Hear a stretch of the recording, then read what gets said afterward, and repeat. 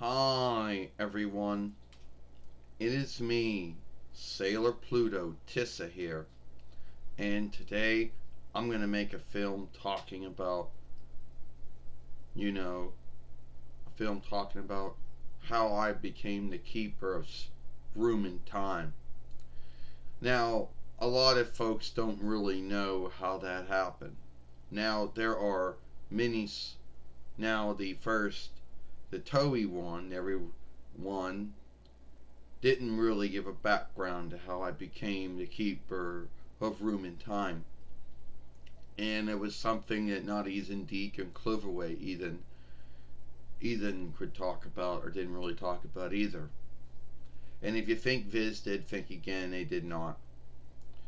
It did come up, at least later on, in Sailor Moon Crystal, or Sailor Moon Hers, the Tudif following, where when I was younger, and this was mostly, I guess, this was a flashback. This was thinking back how God had chosen me to be the keeper of room and time, and then made it where, oh, I was answerable to Queen Serenity, and I was answerable to Jesus and God, or God and Jesus. And they said, well, this room was forbidden, no one could go into it. There was this one door in the stronghold, the Moon Kingdom, which also happened to be the same door in the stronghold of New Heaven. Um, and it just happened to be that one day Sailor Mini Moon Rini happened to go through this forbidden door.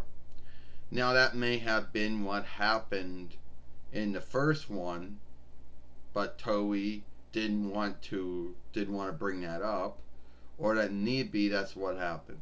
Now keep in mind that was what happened in a book, and that's how me and Sailor Mini Moon met. Something that Toei didn't do the first time they did, and something that Deaton Cloverway really didn't talk about either. Now, you might ask yourself, how do I handle being the keeper of room and time? Well, not truly well, if you ask me. I mean, there have been times where I've been told, oh, you gotta keep watch over this door. You can't let anyone go in the past. You can't let anyone go in the upcoming. You know, it just irksome. Because what do you do when you have to take a shit and you have to take a piss?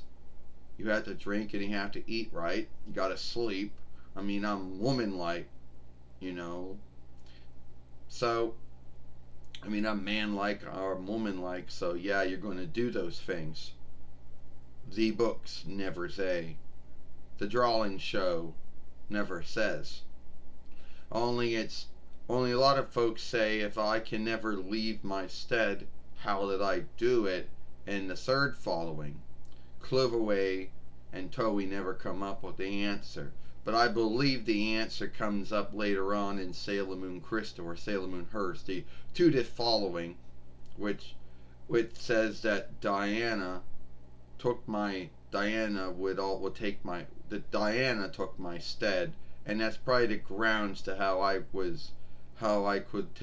could leave and do the things I did in the two following, and it may have been the grounds in Sailor Stars, but then once again Toei doesn't talk about that, but I believe that's probably what happened in the book. So yeah, give your little thought if that's what you believe it happened.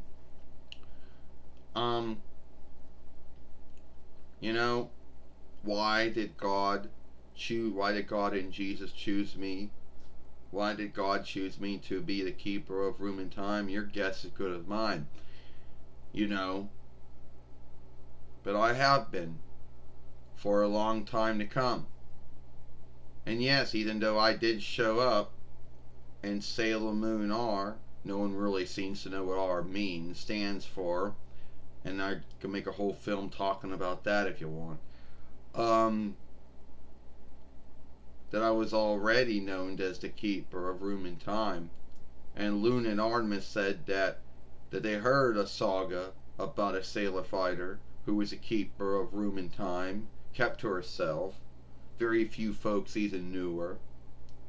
Well, now keep in mind that there were freedoms that were taken by Toei when they first made the drawing film, freedoms that were taken by Deke and Cloverway later on when they got the rights to work with it. So your guess is as good as mine. Now you might think to yourself, why would I have to guard?